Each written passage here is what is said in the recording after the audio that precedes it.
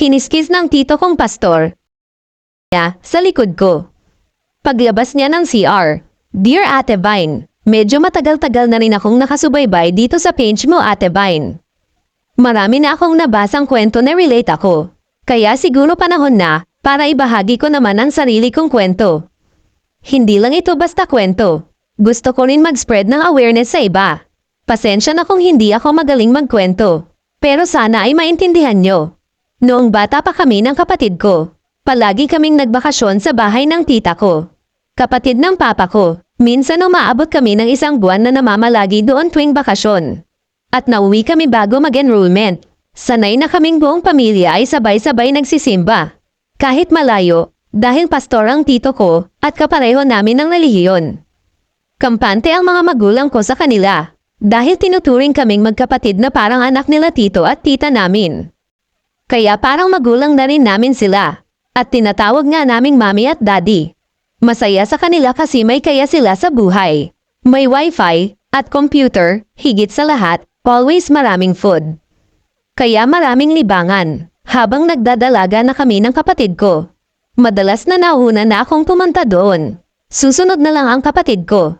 Dahil malapit kami sa tito at tita ko, ay may nakasanayan na kaming ginagawa pag nagkikita-kita. Gaya ng pagbeso-beso at pagyakap. Ngunit habang tumatagal, may mga kilos si tito na nagdulot sa akin ng ibang pakiramdam. Minsan pag nakasalubong kami sa salas at yayakapin niya ako, sabay sa magkabilang pisngi ko, kahit wala naman okasyon. Madalas itong mangyari, at habang tumatagal, naiilang na ako. Isang insidente ang talagang nagmarka sa akin. Habang naglalaro ako ng computer, kasama ang pinsan kong lalaki. Lumabas si tito sa CR, na nakatapis lang ng tuwalya. Bigla niya akong hinalikan sa pisngi. Tapos bumalik ulit siya sa CR. Mga ilang minuto pa, lumabas muli na naman ako sa kabilang pisngi.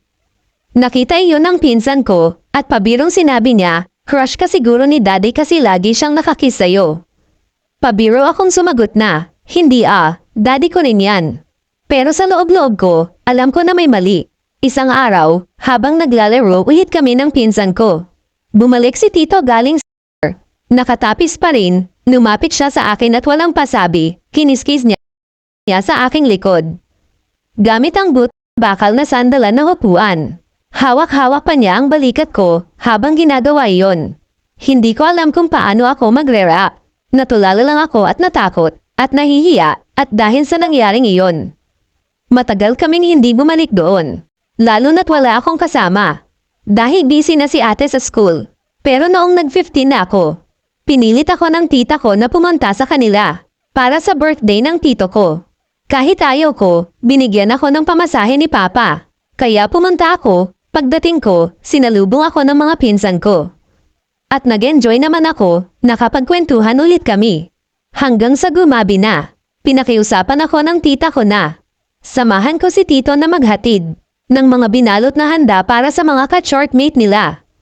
Niyaya ko mga pinsan ko, pero sabi ni tito, kami na lang daw, kasi mabilis lang daw naman iyon. Sumakay ako sa sasakyan nila. Sa likod ako umupo, kasi kinukutuban ako. Pagdating namin sa church, at naibigay na namin ang mga dapat ibigay. Akala ko uuwi na kami, pero pinasok niya ako sa madilim na bahagi ng simbahan. Bigla niya akong niyakap, at mamulong. Sabi niya, "Gusto mo sa loob tayo?" Sobrang kabado ako at nagpupunigas sa mahigpit niyang yakap.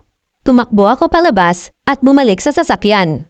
Umupo ako sa pinakadulo, at nanahimik, hanggang makauwi. Pagdating namin sa bahay nila, halos hindi ako nakatulog sa takot. Baka pasukin kasi ako ni tito sa kwarto. Pagbalik ko sa amin, kinuwento ko sa ate ko ang lahat ng nangyari. Laking gulat ko nang malaman ko na naranasan din niya pala ang ganitong pangaab mula sa tito namin. Hinalikan daw siya sa labi habang tulog kami, hindi daw siya nakapalag kasi natakot siya. Kaya pala ayaw na ng kapatid ko na pumunta doon. Hinding-hindi ko makakalimutan ang lahat ng pangyayari na ito. Lalo na't kilala si tito bilang pastor, na nagbabaagi ng salita ng Diyos. Ang masakit pa, sa mismong tahanan pa ng Diyos pa siya gumagawa ng kasalanan, isang bagay na mahirap tanggapin. Hindi ko pa masabi sa mga magulang ko hanggang ngayon. Ngayon may asawa na ako, at kampante na ako pag dumadalaw kami sa kanila, dahil may kasama na ako na alam kong magpaprotekta sa akin.